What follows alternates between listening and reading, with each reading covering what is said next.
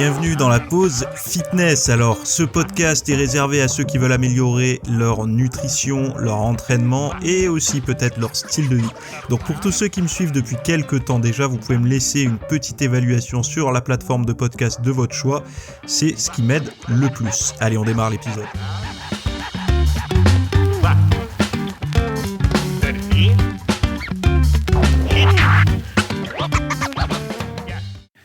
Salut à tous, nouvel épisode aujourd'hui en cette nouvelle année, donc premier épisode de l'année 2022.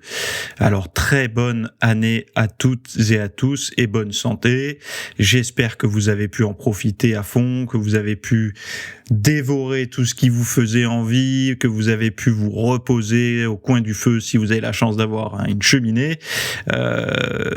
Moi, pour l'occasion, avec ma compagne, on a fait un petit road trip de 2500 km en voiture, tout simplement. Donc un petit road trip avec des haltes au coin du feu et puis en forêt, en ville, etc. On a fait un petit peu tout. Et on revient un petit peu dépaysé, voilà, pour démarrer cette nouvelle année.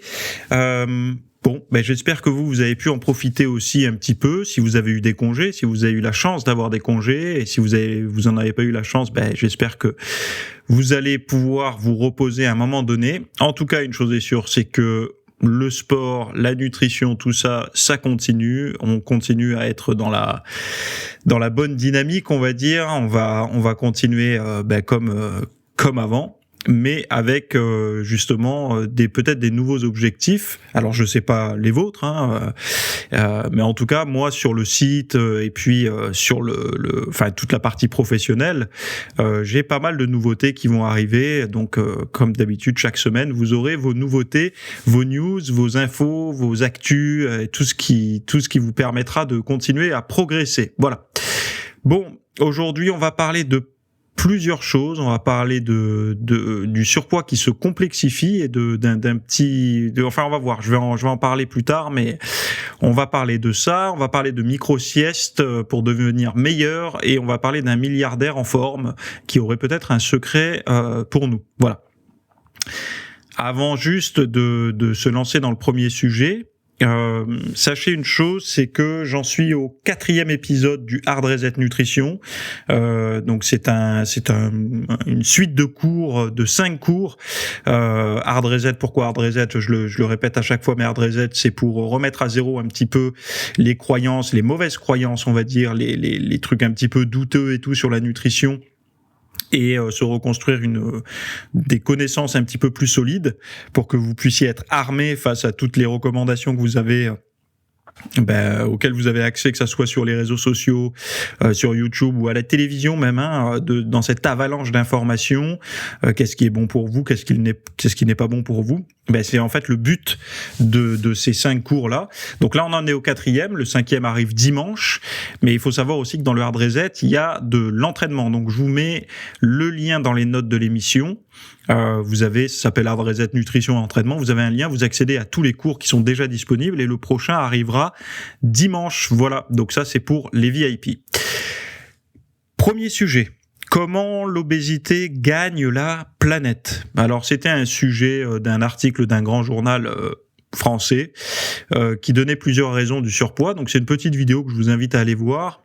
Et déjà, le premier constat que je vois par rapport à cette vidéo, c'est que d'un sujet qui semble simple, le surpoids, simple dans le sens où le surpoids n'a pas trop de secrets. C'est-à-dire que même si tout le monde qui m'écoute là n'applique pas ce qu'il sait, il sait comment perdre du poids. Donc vous savez perdre du poids, je sais perdre du poids. Même si vous n'avez jamais eu de transformation, de perte de poids et tout, vous avez quand même des connaissances, des notions pour la perte de poids. Aujourd'hui, j'ai l'impression qu'on essaie de complexifier à fond le surpoids et l'obésité, un petit peu comme vous savez les livres de philosophie de certains philosophes. Alors je sais que vous lisez pas tous de la philo forcément, mais moi ça fait partie de mes petits hobbies de lire ça. Et il y a des philosophes qui sont extrêmement avec un langage vraiment complexe et tout, comme s'ils voulaient que ce soit compris que par des personnes maîtrisant le sujet, et d'autres qui ont au contraire un langage très simplifié pour que ce soit compris par les masses. Et ben là, j'ai un petit peu l'impression que l'obésité, le surpoids et tout, ça devient en fait un domaine où on veut complexifier à fond pour que justement les gens abandonnent. Et je trouve ça étrange que personne ne fasse l'effort de simplifier des choses qui peuvent paraître complexes, parce que déjà, nous, en ayant des connaissances, quand je vais vous lire tout ça, ça va vous paraître complexe. Mais en plus de ça, imaginez une personne qui a zéro connaissance. Alors là, elle oublie tout, quoi. Enfin, je veux dire, il y a des termes. Enfin, c'est pas qu'elle oublie, c'est qu'elle oublie de s'y intéresser. Elle essaye de même pas s'y intéresser tellement que c'est taxant au niveau cérébral, quoi, d'essayer de comprendre tout ça. Donc c'est un petit peu la même chose. Et moi, je pense pas que ce soit la bonne solution. Alors évidemment, il faut pas dire que ce sont des choses simples quand il y a plusieurs facteurs, mais il faut quand même essayer de trouver un discours le plus vulgarisé possible pour que ça puisse être parlant pour tout le monde et que les gens aient un minimum de connaissances. Et je pense que ça n'est pas très compliqué de fournir des connaissances simples aux gens pour qu'ils apprennent un petit peu à comprendre les raisons du surpoids et tout ça. En tout cas, eux, ils donnent plusieurs points. Et j'en ai récupéré quelques-uns pour vous les donner. Dans une rapide vidéo, ils en parlent là. Donc déjà, le premier qu'on ne comprendrait pas forcément au premier regard, mais qui me semble très très pertinent, c'est qu'actuellement, par rapport aux années passées, on a plus de pouvoir d'achat. Alors je sais, il y en a qui... Et d'ailleurs, c'est un thème à chaque fois en politique, le pouvoir d'achat. Oui, mais le pouvoir d'achat est plus élevé actuellement. Donc en fait, on a plus d'argent. Tous, globalement, je parle, ça veut pas dire qu'il y a plus de misère et tout, mais globalement, il y a plus d'argent, donc il y a plus d'accès aux calories. Donc plus d'accès aux calories, plus d'argent. Donc il y a moins de... En fait, actuellement, il y a plus d'obésité que de malnutrition. C'est ça qui est paradoxal, c'est-à-dire que avant la malnutrition, la sous-nutrition et tout c'était majoritaire par rapport au surpoids. Aujourd'hui, c'est l'inverse, c'est-à-dire qu'il y a plus de surpoids et d'obésité que de malnutrition, de sous-nutrition. Donc ça, c'est déjà un point clé, parce que la sous-nutrition, il faut la nuancer, c'est-à-dire que évidemment il y a des gens qui dans certains pays n'ont pas assez à manger, ils crèvent encore de faim et c'est dramatique. Mais si on nuance un peu ça, il y a quelques années, il y avait des gens qui avaient à peine de quoi manger à leur faim. Donc ça n'est plus la même chose que d'avoir à peine de quoi manger à sa faim et aujourd'hui accès aux calories. C'est-à-dire qu'aujourd'hui, même des petits revenus peuvent accéder à des aliments caloriques denses et tout ça. Pourquoi ? Parce que le boom du low cost, de l'alimentation ultra transformée et tout ça, qui ont permis d'obtenir des aliments avec des fortes densités énergétiques pour des coûts assez bas. La problématique aujourd'hui, c'est de manger sainement, en fait, qui coûte cher. C'est-à-dire qu'aujourd'hui, des gens qui ont des bas revenus se retrouvent on va dire pénalisés pour manger de la nourriture saine. Mais par contre, ils ont accès à des calories. Donc, plus de pouvoir d'achat, même si ce sont des gens qui ont pas d'argent, ils en ont plus qu'avant, conjugué avec l'arrivée des aliments ultra transformés et donc plus accessibles, fait que finalement, il y a très peu de sous-nutrition, donc de sous-alimentation en termes caloriques. Je parle pas en termes de micronutriments, de qualité, mais il y a vraiment ces deux points-là à conjuguer, en fait, à additionner même. C'est plus de pouvoir d'achat, donc plus de calories, et l'arrivée des aliments ultra transformés qui sont plutôt bon marché, en fait. On pourrait croire que ces aliments complexes sont des aliments chers parce que justement ils ont nécessité un travail de recherche au niveau du goût, au niveau de la conservation et tout, mais finalement non, puisque c'est certainement un travail d'une seule fois, et puis après c'est produit en usine, à la chaîne, etc. Donc on voit que ces deux premiers facteurs, les aliments ultra transformés et l'augmentation du pouvoir d'achat, et ce sont des raisons du surpoids et de l'obésité qui gagnent la planète. Ensuite, c'est là où ça se complexifie, il y a les perturbateurs endocriniens. Donc les perturbateurs endocriniens qu'on va retrouver par exemple dans les pesticides, dans les traitements qu'on va mettre sur les emballages, ou alors sur les revêtements de poêles, sur les ustensiles de cuisine, etc. Tout ce qui va être en contact avec l'alimentation. mais également ce qui va être en contact avec le corps. Donc certains produits cosmétiques,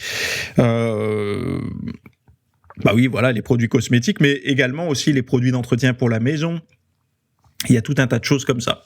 Donc les perturbateurs endocriniens, pourquoi endocriniens perturbateurs ? Parce que en fait ça vient perturber nos sécrétions d'hormones naturelles. Donc c'est-à-dire que en les perturbant, ça vient créer on va dire un climat qui n'est pas le climat normal au niveau de nos hormones. Et donc ces perturbateurs endocriniens sont une des causes de l'obésité qui gagne la planète. Donc déjà, on voit que là, j'ai donné 3 facteurs. Ces 3 facteurs, pour une personne qui n'y connaît rien du tout, ça commence à devenir complexe. Elle se dit, voilà, attends, c'est parce que je mange mal, mais aussi parce que je mange trop d'aliments ultra transformés, mais aussi parce que j'utilise trop de produits avec des perturbateurs endocriniens. Donc déjà, ne serait-ce que les perturbateurs endocriniens nécessitent quand même une certaine recherche et un peu de connaissances pour comprendre là où ça se trouve et tenter de les minimiser. Il faut chercher à tous les supprimer, mais on n'y arrivera jamais puisqu'on vit quand même dans un monde moderne avec du confort lié à certains outils, à certains matériaux, à certains produits, et beaucoup de personnes préfèrent conserver leur confort plutôt que de revenir à un effort sur certaines choses, par exemple le ménage ou autre, à utiliser des produits qui seraient peut-être plus sains, ou des déodorants par exemple qui seraient moins performants mais plus sains. Et les personnes n'ont pas envie parce qu'il y a toujours le côté confort et efficacité par rapport à santé long terme. Donc déjà on voit ces 3 facteurs, donc on a perdu beaucoup de monde en fait en parlant juste de ces 3 premiers facteurs, parce que ces gens-là vont se dire ok d'accord, donc déjà c'est complexe. Ensuite on va avoir 2 autres notions que je voulais vous partager. La première, c'est qu'entre 1961 et 2013, on a eu plus 31% des calories consommées par jour. Donc c'est-à-dire que par rapport à nos parents, nos grands-parents, voire nos arrière-grands-parents, on mange plus au quotidien. En fait, on mange plus de calories. La densité énergétique de nos aliments, du contenu de nos assiettes, est plus élevée. Donc forcément, si on additionne ça avec les calories dépensées au quotidien, on sait qu'on est dans un monde qui se sédentarise. C'est pour ça, à mon avis, qu'il y a de plus en plus de passion pour le fitness, pour certains sports, ça revient, les sports, l'activité physique redevient populaire. Pourquoi ? Enfin, populaire redevient, populaire, tout simplement parce que les gens, physiquement, sont aptes à ça. C'est-à-dire qu'ils ne sont pas éreintés, épuisés par des journées de travail physique. Pas toutes, en tout cas. Il y en a il y a une tranche de la population qui s'adonne encore à des métiers physiques, mais globalement, quels sont les métiers aujourd'hui qui sont les plus recherchés ? Ce sont des métiers, ce que j'appelle les métiers au chaud en hiver et au frais en été, et de préférence assis. Donc, ce genre de métiers réduisent la dépense calorique. Donc, entre 1965 et 2009, on a eu moins 32% de calories dépensées. C'est-à-dire que plus 31% de calories consommées par jour, et moins 32% de calories dépensées. Donc en fait, on a un delta énorme entre les deux, et ce qui fait que le surpoids peut s'installer, mais confortablement. Si on additionne ça avec les perturbateurs endocriniens, l'arrivée des aliments ultra transformés, le pouvoir d'achat qui augmente, etc., plus aujourd'hui on va vous mettre aussi un facteur génétique. Donc le facteur génétique, ce qui me fait toujours entre guillemets sourire, c'est que dès qu'on sort la carte du facteur génétique, on sort la carte de je n'y peux rien, je pourrai jamais rien faire, c'est comme ça, c'est dans mes gènes.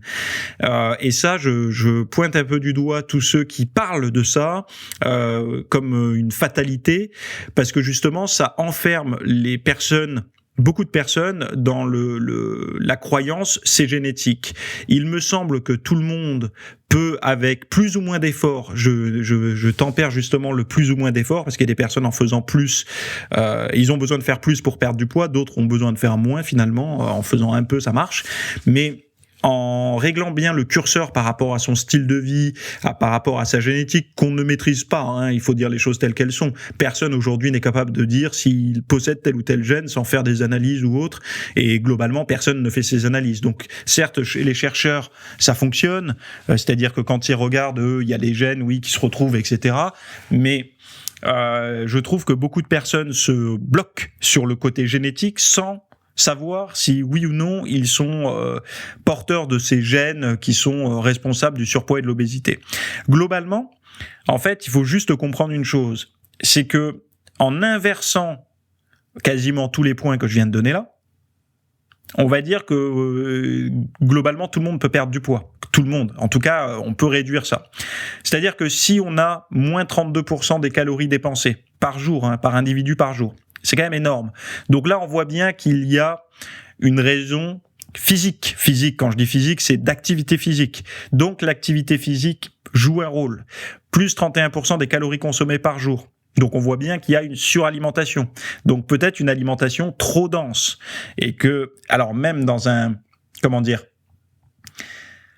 je vais même essayer de faire simple, c'est-à-dire que les aliments ultra transformés, vous savez, je suis contre, j'en consomme pas, en tout cas j'essaye de les réduire, et quand il y en a dans mon alimentation, c'est à des moments précis, par exemple le jour de fête et compagnie, mais globalement j'essaye d'éviter au maximum les aliments ultra transformés, parce que je sais, un, que ça me réussit pas, et deux, que physiologiquement, c'est pas compatible, quoi, c'est pas le bon Lego, quoi, ça marche pas, ça s'emboîte mal, c'est-à-dire que le corps, il répond mal à ces aliments-là. Et ben ces aliments-là, pourquoi ne pas tenter d'en réduire la charge calorique? C'est-à-dire que au lieu d'en faire des aliments, par exemple un plat préparé qui va vous faire 400 ou 500 calories, je sais pas, mais admettons, et ben pourquoi ne pas en faire un plat qui en pèse 300 calories? Pourquoi je dis ça? Parce que ce serait déjà un premier avancement. Alors je sais, ça résout pas le problème, puisque le problème étant de ne pas consommer, le problème étant de consommer ces aliments-là. Le mieux serait de les éviter. Mais dans un premier temps, il faut bien se dire que beaucoup de personnes n'en ont rien à foutre de la bouffe et ils savent même pas que ça apporte moins que des fruits. Enfin voilà, il y a des gens qui non seulement ça les intéresse pas, puis en plus ils n'y croient même pas. Pour eux, l'alimentation c'est pareil, il faut manger, on a faim, puis terminer quoi. Mais en réduisant, on peut certainement en réduire la charge calorique et donc du coup baisser ces calories consommées par jour. Ce qui était intéressant dans la vidéo, c'est qu'il disait que l'augmentation avait été sur les graisses et sur les protéines animales et il parlait pas vraiment du sucre et ça m'étonne un petit peu puisque la consommation de sucre a quand même augmenté. Donc là, il y a un petit côté étrange là-dedans. Mais bon, moi ce que je vois surtout, c'est qu'il y a cette addition, plus de calories consommées, moins de sport, moins de dépenses physiques, moins de pas faits au quotidien, moins d'utilisation de son corps. Et pour moi, c'est ces deux choses-là qu'il faut comprendre. Après, les perturbateurs endocriniens, le pouvoir d'achat et tout, c'est aussi des choses sur lesquelles les problématiques, c'est que le pouvoir d'achat, les gens vont dire alors si vous êtes de gauche, vous allez dire que vous pouvez pas agir dessus. Si vous êtes de droite, vous allez dire que vous pouvez agir dessus. Mais bon, globalement, le pouvoir d'achat aujourd'hui, maintenant, dans l'immédiat, c'est-à-dire quand tout le monde devrait faire attention, on peut pas claquer des doigts et modifier son pouvoir d'achat. Les aliments ultra transformés, on peut pas claquer des doigts et faire qu'ils disparaissent. Les perturbateurs endocriniens non plus. Donc les trois premiers facteurs que j'ai donnés sont des facteurs qui sont à la fois indirects et à la fois, on va dire, qui ne dépendent pas de nous, comme diraient les philosophes, quoi. Alors que les autres, oui. Les calories consommées au quotidien et les calories dépensées au quotidien, ça dépend de nous. Donc moi, je pense que il faut vraiment axer le travail là-dessus, même si beaucoup de personnes disent que le métabolisme, que la dépense physique n'est pas forcément ce qu'il faudrait faire pour perdre du poids, que c'est multifactoriel, etc. Comme ils disent dans la vidéo finalement. Je suis assez d'accord, mais globalement, c'est multifactoriel, donc je suis d'accord avec ça. Mais par contre, non. Prenez n'importe quel individu qui mange très mal et qui ne fait rien de sa vie au niveau physique, mettez-lui à faire quelque chose de son foutu corps et de manger plus sainement, il va y avoir des changements esthétiques et au niveau de la santé, physiologique également, et même au niveau mental. Donc, quand on sait que quelque chose fonctionne, moi je pense qu'il faut appuyer là-dessus plutôt que de perdre et de trouver de plus en plus de raisons à appliquer au surpoids. Alors c'est très bien parce que ça donne une grille de lecture quand des nutritionnistes ou des diététiciens ont un sujet devant les yeux, un patient, je sais pas comment on dit, un client. Quand on est nutritionniste, je sais pas, médecin nutritionniste, j'imagine qu'on dit patient, mais diététicien, je sais pas si on dit un patient ou un client. En tout cas, bref, ça donne une grille de lecture pour savoir, pour un petit peu mieux axer le plan de route sur l'individu. Mais on agit toujours sur les mêmes choses. Globalement, c'est bouger et manger sainement. Voilà, il faut commencer par ça. Et une fois que ça, on le fait pendant un certain nombre de temps, on voit ce qu'il en ressort. Est-ce que ça marche ? Est-ce que ça marche pas ? Si ça marche pas, on demande à la personne de renforcer un petit peu plus et de partager un petit peu plus ce qu'elle fait avec le professionnel qui la suit. Mais globalement, il n'y a pas de magie. Soit la personne ne fait pas assez, soit la personne est trop exigeante aussi. Elle veut peut-être atteindre un résultat très rapidement alors qu'elle vient de très loin ou qu'elle fait pas suffisamment d'efforts ou qu'elle néglige soit l'un soit l'autre, c'est-à-dire soit la dépense calorique, soit les calories consommées. Il y a quelque chose parce qu'il y a beaucoup de croyances aussi que en se mettant au sport, la course à pied, moi là j'ai vu durant le road trip là, j'ai fait pas mal de parcs, d'espaces verts et tout ça. J'ai vu énormément, vu que c'était la période des fêtes, j'ai vu énormément de personnes courir. On comprend bien que la course à pied, c'est un petit peu. Et puis ma compagne disait, mais ça fait bien de dire qu'on court. Et elle me disait, ça fait bien de dire qu'on court, je trouve. Donc quand on voit quelqu'un courir, c'est vrai qu'il y a un côté noble. Vous savez, la personne qui court, ça représente le courage. On le sait quand on se promène et qu'il fait froid et qu'on voit quelqu'un qui se balade qui se balade pas, mais qui court. On se dit, elle a du courage, la volonté. Tôt le matin, il fait froid, elle est en short et tout, et ça fait bien quoi. Mais bon, moi je vous donne un raccourci, la course à pied avec alimentation transformée et tout, au mieux ça fait stagner, au pire ça change rien. Donc c'est bien, on bouge, mais pour se remodeler, si les calories sont trop denses, sont trop élevées, et puis si la course à pied est trop peu fréquente, ça aura assez peu de résultats sur la ligne, sur le physique et sur la santé. Ça aura toujours des impacts positifs, donc ça c'est déjà bien. Mais après au niveau de la ligne, on sait très bien que les gens se mettent à faire plus attention à leur santé quand il y a des résultats esthétiques avec. C'est-à-dire qu'une personne, vous lui dites qu'elle va juste être en bonne santé mais garder un corps pourri, enfin en tout cas pourri à ses yeux, et que on lui donne une autre option où elle va être un peu moins en santé mais un peu mieux quand même que d'habitude qu'avant, mais par contre avec une meilleure ligne, on sait très bien ce que la personne va choisir. Elle va choisir quelque chose qui lui donne à la fois un résultat satisfaisant dans le miroir et qui lui donne bonne conscience au niveau de sa santé moyen-long terme. Donc voilà pour ce premier sujet. Deuxième sujet, la micro-sieste toujours aussi efficace. Donc j'ai récupéré un article, donc je vais vous le lire, cet article que j'ai récupéré. Donc là voilà, premier extrait. Donc c'est sur le site Cerveau et Psycho. Donc je précise que je suis abonné à ce magazine. Donc moi j'ai les versions full des articles. Donc c'est un article de Guillaume Jacquemont. Qui dit: pour extraire des idées créatives de ses rêves, Thomas Edison, le célèbre inventeur, s'installait dans un fauteuil avec dans la main 2 ou 3 boules en acier qui tombaient et le réveillaient lorsqu'il s'endormait. Il notait alors les idées tirées de ses songes. Certains spécialistes préfèrent parler d'hallucinations hypnagogiques pour évoquer le contenu mental de cette phase d'endormissement. Dans un carnet laissé sur l'accoudoir. Donc voilà, donc là il y en a qui ont fait, il y a des gens, ils se sont dit tiens on va étudier ce machin, voir si ça marche. Donc ils ont fait, les participants de l'expérience devaient résoudre des énigmes mathématiques à l'aide de consignes laborieuses, sans savoir qu'une règle cachée donnait la solution presque immédiatement. Ils ont effectué 2 sessions de tests séparées par une phase de repos mimant la méthode d'Edison, où ils passaient 20 minutes en position semi-allongée dans une pièce obscure en tenant une bouteille dans la main droite, tandis que leur activité cérébrale était enregistrée. Les résultats. Passer au moins 15 secondes dans la phase d'endormissement triplait presque les chances de trouver la règle cachée. 83% des participants qui avaient effectué cette micro-sieste l'ont découverte par la suite, contre seulement 30% de ceux qui étaient restés éveillés, ou qui n'avaient pas été réveillés à ce moment critique. Peut-être parce que cette phase de sommeil mobilise des réseaux cérébraux impliqués dans la génération d'idées et d'autres réseaux recrutés pour leur évaluation, ou encore parce que pendant l'endormissement se produisent toutes sortes d'associations de pensées, d'images et de souvenirs, souvent étranges et sans doute propices à la créativité. Donc, vous savez que la micro-sieste ou power nap, c'est quelque chose que je partage avec vous depuis des années. Je trouve que c'est quelque chose qui est très bon, et qui est très bon surtout quand on est multitâche, trucs à faire dans la journée, notamment si vous switchez de situation à d'autres. Par exemple, vous switchez d'un travail prenant à votre séance de sport. Ça peut être intéressant pour switcher, de vous ressourcer un peu, parce que vous savez que L'entraînement, notamment la musculation, mobilise énormément le cerveau. Il y a pas, les gens disent qu'on pose le cerveau quand on s'entraîne. Effectivement, le mental peut-être, mais le cerveau, la concentration. On a besoin d'être focus, et le sport, quand on n'a pas que d'autre choix que de penser à l'effort qu'on est en train de fournir, c'est bien, parce que c'est une forme, ce que je disais il y a quelques temps déjà, le meilleur moment d'exploiter, ou en tout cas d'explorer la pleine conscience, c'est de faire de la muscu en fait, parce que quand vous êtes sous une barre lourde, vous êtes dans le moment présent, vous pouvez pas être dans le futur ou dans le passé, il faut la pousser cette barre, sinon elle vous écrase la gorge, je sais pas, mais en tout cas il faut être dans le moment présent.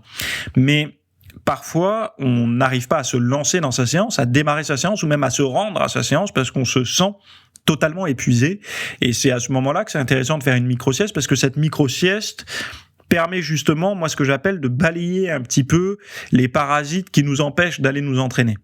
Et de faire ces micro-siestes, alors moi, je les encourage plutôt durant le travail, donc par exemple entre midi et 2, de vous faire une petite pause comme ça, pour pas trop tirer sur la corde, parce que je sais que beaucoup de personnes ont tendance à se mettre dans un mode focus. Donc par exemple, ils sont au travail, ils sont à fond au travail, puis après ils se mettent à l'entraînement, etc. Donc c'est très bien d'avoir des méthodes comme ça, mais il faut savoir que notre focus, notre cerveau ne peut pas rester en mode haut dans les tours, à 6700 tours minute non-stop de 8h du matin à 18h le soir. Il a besoin de redescendre un peu au ralenti, quoi, si vous voulez. Et pour réatteindre ce ralenti, il faut soit switcher et passer, vous regardez les nuages, je sais pas, mais sinon vous pouvez faire ces micro-siestes qui sont, si vous les apportez avec suffisamment d'intelligence auprès de votre hiérarchie, va permettre d'être encouragé même par la hiérarchie. Pourquoi ? Parce que si on est plus productif, qu'on trouve des meilleures solutions, je connais pas votre travail, mais en tout cas d'avoir un cerveau reposé et de prendre de très bonnes décisions dans votre travail, ou en tout cas d'être plus productif, c'est un facteur économique positif sur l'entreprise. Donc il faut bombarder d'articles sur la sieste votre supérieur, votre patron. Voilà. Alors en tout cas, moi, c'est quelque chose que je pratique depuis des années, et je sais qu'il y a eu un avant et un après. C'est-à-dire que pour moi, après une micro-sieste, on vit la journée autrement. On a l'impression qu'on scinde la journée en 2 micro-journées, quoi. C'est comme ça que je le vis, et pas besoin de faire des siestes d'1h30, 2h. Je vous parle vraiment de trucs, vous mettez le réveil pour 20 minutes, assis, allongé, la tête dans les bras sur un bureau, peu importe. Vous faites ça et vous allez voir que c'est hyper ressourçant. Plus après, ça vous défonce, donc ça sert à rien en fait. Dernier sujet plus léger, on va parler de Jeff Bezos. Donc pour ceux qui ne savent pas, alors je sais pas si on dit Bezos ou Bezos, je sais même pas comment ça s'écrit. On va regarder ça tout de suite. Non, mais je l'avais bien écrit.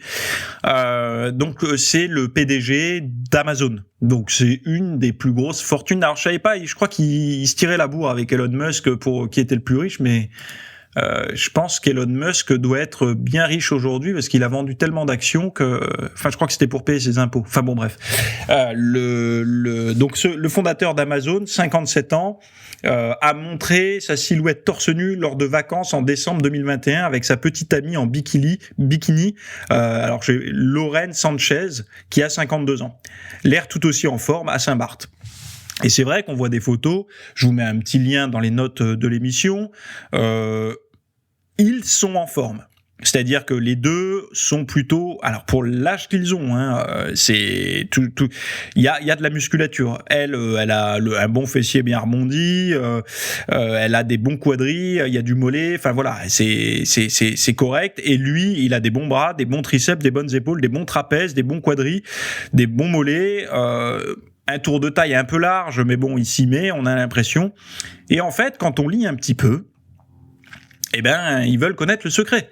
Ils veulent connaître le secret de Jeff Bezos, parce que, vous savez, c'est pas normal, quand on est milliardaire, qu'on est un homme des affaires, qu'on est un homme du costard, des jets privés et des grosses réunions, etc. C'est pas cohérent d'être en forme physiquement. Alors quand je dis en forme, soyez indulgents quand vous allez voir les photos. Moi, je le juge en forme, effectivement. Je trouve il y a du biceps, il y a même la veine dessus et tout. Il y a quand même une charpente. Alors il y a encore un petit peu de travail à faire s'il veut vraiment être au top, mais il y a quand même, voilà. C'est une forme physique que peu de personnes à 57 ans ont. Voilà. Il y en a plein qui vont dire, oui, mais il a du bide. Oui, il a du bide. Mais regardez un petit peu tout. Il y a quand même de la masse musculaire sous cette épaisseur de gras. Moi, je le trouve plutôt en forme. Voilà. Et donc c'est pas cohérent. Donc quand il y a des gens comme ça qui arrivent à être en forme, vous savez, c'est un petit peu comme, je me rappelle une fois un de mes potes de salle de sport, qui avait beaucoup d'expérience, qui avait fait des compétitions et tout, m'avait expliqué, il m'avait expliqué. Parce qu'il aimait bien les belles bagnoles, il s'était acheté, je sais plus ce que c'était à l'époque. Ah oui, c'était les tout premiers 330D. Mais les premiers, les E46 phase 1 pour ceux qui connaissent un peu, donc c'était je crois que c'était 184 chevaux, quelque chose comme ça. Puis c'était des voitures, enfin elles étaient ultra désirables à l'époque. Donc bon, une belle berline allemande, déjà rien que ça en France, si vous n'avez pas une Renault, une Peugeot, une Citroën, vous êtes je sais pas, un riche, un enfoiré, un sale con, vous savez pas rouler, enfin bon bref voilà quoi. Et donc cette belle berline allemande qu'il avait, quasiment neuve, en tout cas à l'époque c'était du neuf, et il me dit, il y a une chose qui énerve les gens, c'est quand t'as une belle bagnole, mais ce qui les énerve encore plus, c'est quand tu sors de cette bagnole et que t'es super en forme. Et lui était super en forme parce que c'était à la fois culturiste, mais culturiste, pas un Ronnie Coleman, hein, quelque chose qui ressemblait à de l'accessible, quoi. Donc physique en forme, belle gueule, belle bagnole et tout, donc ça énervait encore plus. Et là en fait c'est un peu la même chose. Vous savez, les gens, ils ont dans leur inconscient certaines croyances. Si t'as la belle bagnole, ou vous savez, si t'as le gros 4x4, souvent c'est des petits gars frustrés et tout ça. On aime bien se rassurer en se disant ça. Et que ceux qui ont un bon physique, bah, c'est des gens qui ont pas de thunes ou qui galèrent dans la vie. Il faut pas tout quiser parce que s'ils ont tout, ça énerve trop. Et ben là, c'est un peu la même chose. Ça fait beaucoup parler parce que le gars est milliardaire. Il réussit dans les affaires. Il semble intelligent, etc. Enfin, en tout cas, il l'est puisque sinon il n'en serait pas là où il est aujourd'hui. Il a les crocs, comme on dit, comme Peterson dirait, Jordan Peterson. Il doit être suffisamment désagréable pour être arrivé là où il est. Et en tout cas, il est en forme. Et ça dérange. Et donc du coup, les gens essayent de trouver des raisons. Et là, je lis un petit peu. Donc, alors qu'est-ce qu'il raconte dessus ?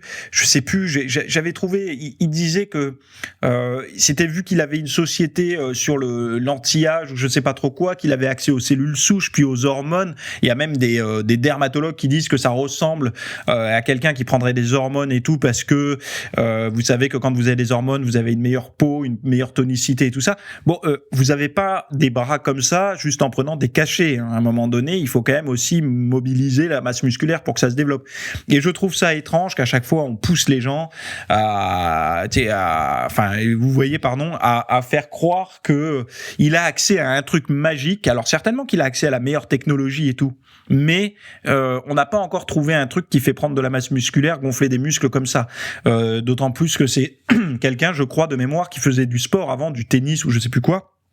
Et il est possible qu'il s'entraîne. Donc ils oublient cette notion que peut-être qu'il va déplacer des haltères, qu'il essaye de manger un peu mieux. C'est vrai qu'il disait j'ai arrêté de manger un paquet de gâteaux et ça a changé ma vie parce qu'il mangeait un paquet de je sais plus quel gâteau le matin au petit-déj et depuis qu'il a arrêté ça c'était mieux. Bah oui, mais c'est pas ça qui donne des biceps non plus. C'est un ensemble de choses. Mais surtout il y a quelque chose que beaucoup de personnes ne veulent pas dire, qui en tout cas qui semble tabou. C'est pour ça que je disais en titre de podcast cette motivation taboue que personne ne dit, c'est que Jeff Bezos a divorcé il y a quelque temps et qu'aujourd'hui il s'est mis avec une nana peut-être un petit peu plus jeune, peut-être un petit peu mieux gaulée, et en tout cas peut-être qu'il est de nouveau amoureux et que ça le stimule, ça lui donne envie d'être une meilleure personne, physiquement, plus beau, plus esthétique, plus fort. Je sais que c'est une notion tabou, mais c'est la vérité. Quand on veut plaire à l'être aimé, on a beaucoup plus de facilité à vouloir se changer, à se rendre beau, à se rendre désirable. Et malheureusement, peut-être qu'il n'avait plus ce désir pour la personne avec qui il a divorcé il y a quelque temps. Qui d'ailleurs a participé je sais pas si elle a participé à la création d'Amazon, mais en tout cas elle travaillait avec lui pour Amazon. Et peut-être qu'aujourd'hui il y a cette motivation qui est une motivation brûlante et archaïque en plus que personne ne dit. Alors tout le monde essaye de trouver dans les produits, dans les bio-hormones, la technologie, les cellules souches et tout, mais peut-être qu'on oublie juste que c'est la courbe des fessiers de sa nouvelle compagne, le visage, la façon de lui parler, je sais pas, l'alchimie qu'ils ont tous les deux qui lui donne envie de se mettre en forme et de le rester pour pouvoir en profiter le maximum de temps de cette expérience, de cette relation qu'il a avec cette personne. Et c'est la vérité. Donc il a retrouvé de l'énergie et du panache avec cette nouvelle aventure. Enfin, aventure ou mariage, je sais pas où ils en sont. Et voilà. Et là, en plus, 52 ans, 57 ans, c'est pas une nana de 20 ans. Donc ça marche aussi. C'est le renouveau, le réamour en fait, qui n'est pas d'ailleurs encouragé par les psychologues.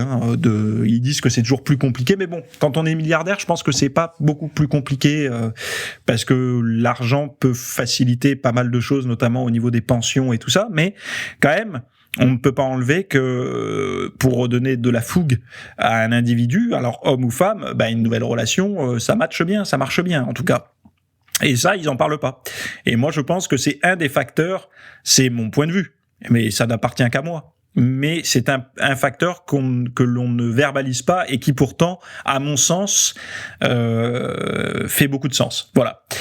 Donc voilà pour le podcast du jour. Je ne sais pas ce que vous en avez pensé de ce dernier sujet. Bon, en tout cas, c'est des sujets légers, people et tout ça, mais j'aime bien en parler dès que ça parle un peu de fitness, de remise en forme et tout. J'aime en parler, en discuter. Si vous êtes intéressé pour justement vous remettre en forme, vous biohacker, mais de manière naturelle, et en tout cas de donner, c'est ce que je dis à chaque fois, c'est de donner les bons outils pour votre corps. Allez faire un tour du côté du hard reset, alors nutrition et entraînement. Ça vous permettra d'avoir les fondamentaux pour progresser. C'est-à-dire qu'avec ça, il n'y a pas de ça marche chez moi, ça marche pas chez moi. Ce sont les fondamentaux. Si vous maîtrisez pas ça, toutes les autres méthodes, malheureusement, il faut la compréhension de base. Et c'est ce que je dis régulièrement. La compréhension de base aujourd'hui n'existe pas. On essaye de vous proposer toujours des choses qui devraient intervenir que 5 ans ou 10 ans après votre bonne pratique. Donc toutes ces nouvelles méthodes, que ce soit d'entraînement, de diète et tout, devraient arriver plus tard en fait dans votre développement physique et de santé, on va dire. Alors que les fondamentaux ne sont pas maîtrisés. Pourquoi ils sont pas maîtrisés ? Parce on pense que les gens les maîtrisent tellement et que c'est tellement peu novateur que ça devient, c'est pas bankable, c'est pas clickbait, c'est pas, je sais pas comment on dit, putaclic, etc. Donc du coup, on les néglige. Mais sauf que passé les années, les gens pensent qu'ils les connaissent, mais ils les connaissent pas. Ils ont pas les bonnes notions. Et ces bonnes notions, je pense qu'il faut les maîtriser. Et c'est pour ça que je voulais faire ces 5 cours sur la nutrition et les plusieurs aussi sur l'entraînement. Je crois qu'il y en a 3 ou 4 sur l'entraînement aussi. Et je vous invite à aller voir ça.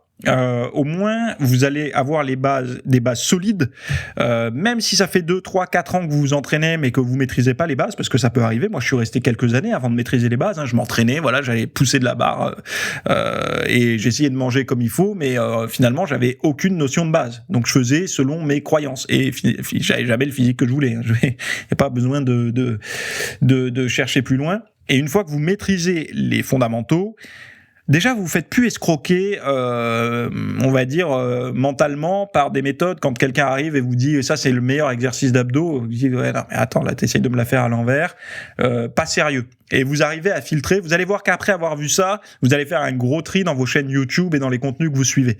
Parce que vous allez bien voir qui maîtrise et qui maîtrise pas son sujet. Voilà. Bon, bref, je m'arrête ici. Allez voir les liens en description si ça vous intéresse. Et on se retrouve de l'autre côté si vous basculez en VIP. À tout de suite. Merci d'avoir écouté cet épisode. Alors, avant de partir, j'avais juste quelque chose à vous partager. C'est vrai que vous avez peut-être des temps morts à meubler, que ce soit des temps de trajet dans les transports en commun, du cardio un petit peu long sur un tapis de course, ou alors tout simplement envie de remplacer les programmes que vous avez la soirée pour de l'apprentissage. Vous êtes peut-être adepte des émissions, des documentaires, des reportages, etc. Sauf que dans le monde de la musculation, de la nutrition, du développement, d'un mode de vie sain, etc. C'est un peu maigre en contenu dans les médias grand public. Et donc, ce que je vous propose, moi, personnellement, c'est d'aller faire un tour dans la bibliothèque alors, c'est un Netflix version fitness privée qui vous coûtera moins cher qu'un lavage auto au rouleau par mois. Et là, vous avez vraiment tous les sujets. Alors, c'est plein de cours que je propose. Il y en a déjà plus de 300 ce sont voilà, sur le sommeil, sur les hormones, sur la nutrition. Donc ça peut être pourquoi on a faim, pourquoi on n'arrive pas à tenir un régime, comment faire, quelles sont les solutions, mais aussi d'anatomie pour l'entraînement, des programmes d'entraînement. Donc tout ce qui est lié à la perte de graisse, si vous avez du gras sur le bas du ventre depuis des années, ou alors si vous avez du mal à prendre de la masse musculaire, tous ces sujets du plus connu, entre guillemets, du plus recherché au plus pointu, tous ces sujets sont largement abordés dans cet espace VIP. Donc, pour rappel, pour y accéder, vous avez un lien en description. Si vous ne le trouvez pas, vous allez sur www.fitnessmiss.fr et vous faites devenir membre. Voilà, vous trouverez sur le site. Et vous accédez à ce contenu caché que vous pourrez écouter partout. Voilà, je vous laisse ici. Très bonne fin de journée à tous.